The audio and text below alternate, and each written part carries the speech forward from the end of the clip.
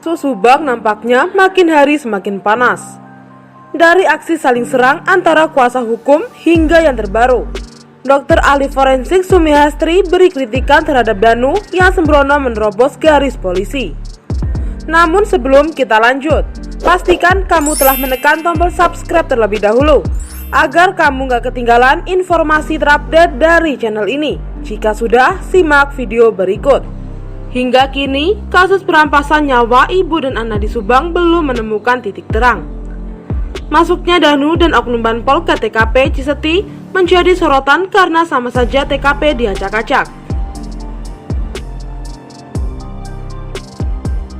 Ahli forensik dari Mabes Polri, Dr. Sumiastri, yang ikut terlibat dalam pengungkapan pembunuh ibu dan anak di Subang berpendapat bahwa jika TKP dimasuki orang, maka secara teknis sama saja TKP telah diacak-acak. Dr. Sumiastri menyesalkan kejadian tersebut karena TKP pembunuhan ibu dan anak di Subang hingga saat ini masih dipasang garis polisi. Penilaian ahli forensik dari Mabes Polri Sumiastri tersebut dikemukakan dalam acara live Forensic Talk yang diselenggarakan Pusat Forensik Universitas Indonesia pada Minggu 7 November 2021. Acara tersebut berjudul Kasus Pembunuhan Subang, Kok Sulit Banget, dipandu kriminolog Andrianus Meliala. Dengan dimasuki orang, katanya secara teknis sudah menjadi sama dengan diacak-acak, sehingga akan membuat pengungkapan kasus pembunuhan tersebut menjadi lebih lama. Dr. Sumiastri Purwanti mengatakan bahwa seharusnya TKP, apalagi sudah diberi polis lain, tidak boleh seseorang pun bisa masuk. Dr. Sumiastri Purwanti juga menegaskan dalam aturan umum bahwa jika ingin membantu polisi memecahkan kasus pembunuhan ibu dan anak di Subang itu, jangan ada yang masuk ke tempat kejadian perkara. Jika TKP tidak ada orang yang memasuki, maka penyidikan akan lebih mudah. Intinya jangan berani mengacak-acak TKP, ujarnya. Kuasa hukum Yosef, Rohman Hidayat, meminta kepolisian menetapkan Danu dan Banpol tersebut sebagai tersangka menerobos garis polisi di TKP pembunuhan ibu dan anak di Subang pada 19 Agustus 2021.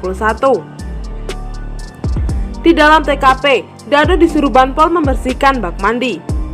Alasannya Rohman, karena apa yang dilakukan Danu dan Banpol dinilai telah melanggar KUHP pasal 221. Permintaan Rohman tersebut ditanggapi kuasa hukum Danu, Ahmad Taufan, bahwa permintaan Rohman sebagai pengacara salah satu saksi kasus ini dinilai tidak elok dan tidak etis. Bahkan, Ahmad Taufan balik menyerang Rohman dengan menyatakan kalau Danu dinilai telah mengacak-acak TKP, maka menurutnya apa yang dilakukan Yosef pada 18 Agustus 2021 saat masuk ke TKP ada kemungkinan telah mengacak-acak TKP. Namun, Rohman berpendapat bahwa pihaknya sejak awal memang mengakui Yosef menjadi orang pertama yang masuk ke TKP, kemudian diikuti saksi Mang Ujang dan Pak RT.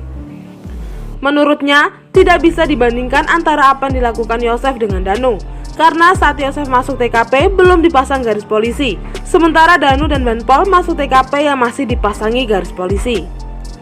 Gimana nih tanggapan kalian? Cantumkan di kolom komentar ya. Dan terima kasih telah menonton video ini. Jangan lupa like, comment, and subscribe.